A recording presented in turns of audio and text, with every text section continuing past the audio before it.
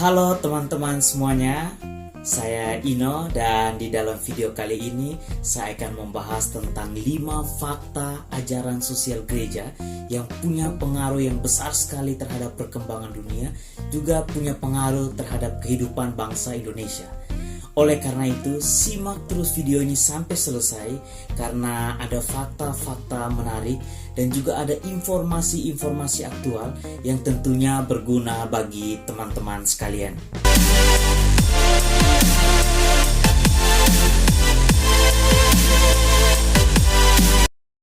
Kita semua tahu bahwa sejak berabad-abad yang lalu, manusia selalu dirundung oleh berbagai macam persoalan. Dan dalam video sebelumnya, saya sudah membahas tentang 5 fakta persoalan yang paling mempengaruhi dunia. Dan persoalan-persoalan itu meliputi peperangan, kemiskinan, ketidakadilan sosial, perusakan lingkungan hidup, dan masalah kesehatan. Dalam kesempatan ini, saya ingin membahas tentang respon gereja Katolik terhadap berbagai persoalan dunia. Apakah respon gereja Katolik itu dengan berdoa dan beribadah di gereja yang megah, sedangkan di luar sana ada saudara-saudari yang berteriak meminta keadilan? Atau apakah respon gereja Katolik itu dengan mencari kehendak Tuhan di dalam teks-teks kitab suci, sedangkan di luar sana ada saudara-saudari kita yang menjerit kelaparan? Dan respon gereja terhadap berbagai masalah yang dihadapi dunia dinamakan dengan ajaran sosial gereja. Ajaran sosial gereja itu pada dasarnya merupakan instruksi, seruan, dan komitmen gereja mengenai hak dan kewajiban manusia untuk menciptakan kebaikan bersama. Ajaran sosial gereja itu lahir sebagai satu bentuk perhatian dan keprihatinan gereja terhadap berbagai macam persoalan yang sedang dihadapi dunia. Dan dalam ajaran sosial itu kita mengenal satu istilah namanya ensiklik. Ensiklik adalah surat amanat Sri Paus, pemimpin tertinggi gereja Katolik, tentang iman dan kesusilaan. Tujuannya untuk menciptakan satu wajah baru dunia yang diliputi sukacita, harapan, perdamaian, satu situasi yang dipenuhi dengan cinta kasih. Berikut ini adalah 5 ajaran sosial gereja yang paling mempengaruhi dunia.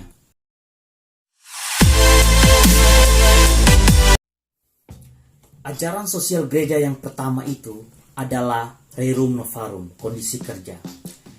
Ensiklik dari Paus Leo ke-13 ini diterbitkan pada tahun 1891. Dan Rerum Novarum ini merupakan ensiklik pertama tentang ajaran sosial gereja. Situasi yang melahirkan ensiklik ini adalah situasi ketidakadilan yang dialami oleh para buruh. Kita ingat bahwa tahun 1800-an itu begitu kuat dengan revolusi industri. Ya, meskipun revolusi industri itu membawa begitu banyak dampak positif, begitu banyak keuntungan, misalnya transportasi yang semakin lancar, produksi barang-barang semakin cepat karena adanya robot yang membantu kerja manusia. Namun, perlu kita sadari bahwa revolusi industri juga membawa dampak negatif. Misalnya, upah buruh yang sangat rendah dan jurang antara majikan dan para buruh itu yang begitu jauh. Majikan hidup di dalam kemewahan dan foya-foya, sedangkan para buruh hidup di dalam kemiskinan dan kelaparan. Di tengah situasi seperti ini, Paus Leo ke-13 menyerukan kepada dunia untuk berpihak terhadap kaum buruh dengan cara memperhatikan upah kaum buruh. Dia menyerukan bahwa perlu ada standar aturan yang mengatur upah buruh sehingga tidak ada kesenjangan antara majikan dan kaum buruh. Dan dalam kaitan dengan ini, negara-negara di dunia mulai disentil untuk memberikan perhatian soal pengupahan para buruh ini. Dengan cara apa? Dengan cara memasang satu standar bagi upah para buruh sehingga para buruh itu bisa mendapatkan kelayakan hidup. Dan standar upah buruh ini di Indonesia itu disebut sebagai upah minimum regional yang beberapa tahun belakangan ini begitu fokus mendapat perhatian dari pemerintah. Ajaran sosial gereja yang kedua itu adalah Quadragesimo Anno, 40 tahun. Dan ensiklik ini mengambil titik fokus pada usaha menolak komunisme yang menghilangkan hak pribadi dan juga kritik terhadap persaingan bebas di dalam pasar kapitalisme. Ya. Ada dua ideologi yang sangat kuat menguasai dunia, yaitu ideologi liberal yang menjiwai Amerika dan ideologi komunis yang menjiwai Rusia, Uni Soviet, Cina, dan beberapa negara lainnya. Ideologi liberal yang diusung Amerika dalam persaingan pasar bebas terbukti bahwa hanyalah orang yang kuat yang memiliki modal yang besar yang dapat keluar sebagai pemenang. Sedangkan yang lemah, para buruh akan semakin menderita karena kalah di dalam persaingan. Sedangkan ideologi komunis yang diusung Rusia itu mengabaikan hak milik pribadi, menolak agama, dan memberikan ruang yang sangat kecil bagi kebebasan berpendapat. Selain itu, ensiklik ini punya pengaruh yang besar sekali terhadap perumusan ideologi Pancasila. Kita tahu bahwa Soekarno, presiden pertama Indonesia, itu pernah diasingkan di ND selama 4 tahun. Dari tahun 1934 sampai tahun 1938. Di pengasingan itu, Soekarno bertemu dengan seorang pastor bernama Gerardus Huitsting, SPD, yang pada akhirnya menjadi teman diskusinya. Mereka banyak berdiskusi tentang situasi dunia, tentang dasar-dasar yang kemudian melandasi ideologi Pancasila. Dan kita tahu bahwa Pastor Huitsting SPD ini adalah seorang pastor, dan sebagai seorang pastor dia taat untuk melaksanakan pesan-pesan dan instruksi pemimpinnya. Oleh karena itu, dalam situasi dan dalam diskusi mereka, pasti Pastor Huitsting membagikan juga soal pesan-pesan yang ada di dalam ensiklik Quadragesimo Anno. Dari diskusi itulah Soekarno mulai merefleksikan dan merumuskan Pancasila, yang oleh para ahli dianggap sebagai wajah baru dari ideologi komunis dan ideologi liberal. Ajaran sosial gereja yang ketiga itu adalah Pacem in Terris, damai di bumi. Ensiklik ini dikeluarkan oleh Paus Yohanes ke-23. Ketika itu perang dingin sedang berlangsung antara Amerika melawan Uni Soviet, yang tentunya mengakibatkan kemiskinan yang merajalela dan maraknya ketidakadilan sosial di tengah masyarakat. Dan berhadapan dengan situasi ini, Paus Yohanes ke-23 itu mengeluarkan ensiklik Pacem in Terris yang fokus utamanya itu adalah mengedepankan hak asasi manusia. Ya. Tujuan mengedepankan hak asasi manusia itu adalah supaya bisa tercipta perdamaian dan ketentraman dunia. Yang menarik dalam ensiklik ini adalah Paus menaruh perhatian dan komitmen untuk mengedepankan dan menghargai hak asasi manusia. Bahwa perang yang berkecamuk antara Amerika dan Uni Soviet itu lahir sebagai akibat mengabaikan HAM.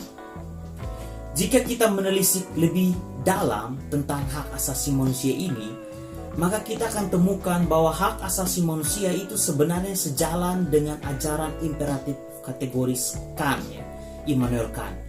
Imperatif kategoris Immanuel Kant ini berbunyi, bertindaklah sedemikian rupa sehingga engkau menghargai kemanusiaan yang ada di dalam dirimu, juga kemanusiaan yang ada di dalam diri orang lain, bukan sebagai sarana tetapi harus sebagai tujuan.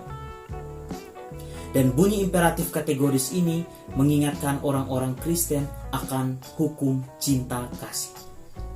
Cintailah sesamamu manusia sebagaimana engkau mencintai dirimu sendiri.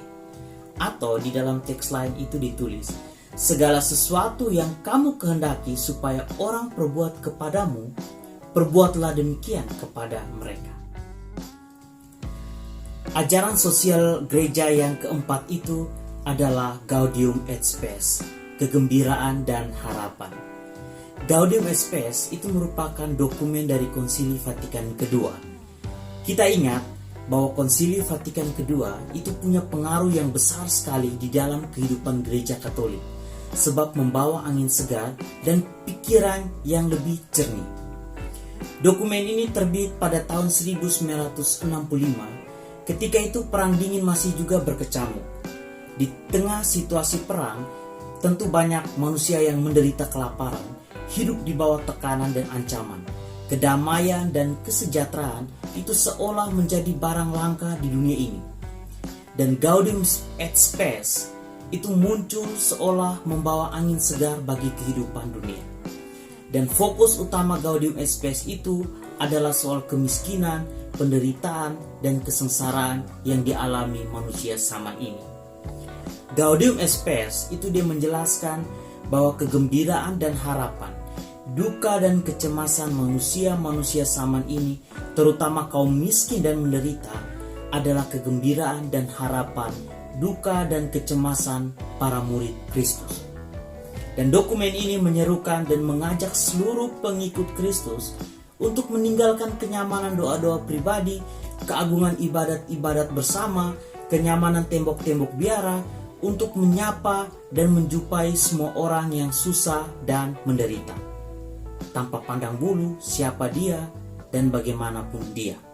Dan Gaudium et Spes ini itu menggerakkan Mother Teresa untuk meninggalkan kenyamanan tembok biara untuk menyapa, menjumpai, dan membantu orang-orang yang menderita di jalan-jalan kota India.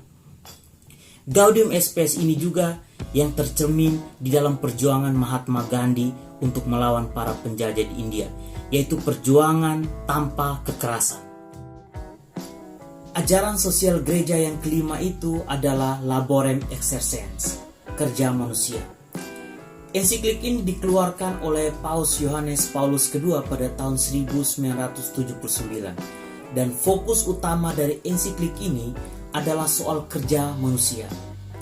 Dan pada zaman itu dirasakan bahwa jumlah pengangguran begitu besar, banyak orang susah mendapat pekerjaan, sedangkan para buruh, para pekerja migran mendapat perlakuan tidak adil dan dalam banyak hal diperas. Di tengah situasi demikian, Paus Yohanes Paulus II itu menyerukan di dalam Laborem Exercens bahwa kerja merupakan jati diri dan martabat manusia. Dan oleh karena itu, semua orang perlu bekerja. Lewat bekerja, manusia menemukan arti dan makna hidupnya. Yang menarik adalah ensiklik ini menaruh perhatian kepada kaum cacat, bahwa kerja itu juga harus diperuntukkan bagi kaum cacat. Karena itu, Paus menyerukan agar kaum cacat juga diberikan tempat dan ruang untuk bekerja. Dan berkaitan dengan hal ini, kita ingat bahwa pemerintah Indonesia sendiri memberikan kesempatan yang seluas-luasnya bagi kaum cacat untuk bekerja sebagai pegawai pemerintahan. Ensiklik ini juga menyerukan tentang perlu adanya jaminan keselamatan dan kesehatan dalam bekerja, bahwa semua yang bekerja perlu mendapatkan kenyamanan kerja, baik soal keselamatan dan kesehatan. Hal ini sejalan dengan program BPJS Ketenagakerjaan dari pemerintah Indonesia. Tujuannya itu jelas sekali, yaitu untuk kesejahteraan, keselamatan, dan kesehatan para pekerja Indonesia. Inilah 5 fakta ajaran sosial gereja yang punya pengaruh yang besar sekali terhadap perkembangan dunia. Simak terus video-video di balik fakta untuk dapat informasi-informasi penting dan juga fakta-fakta menarik. Jangan lupa untuk subscribe, like, komen, dan share video-video di balik fakta. Terima kasih.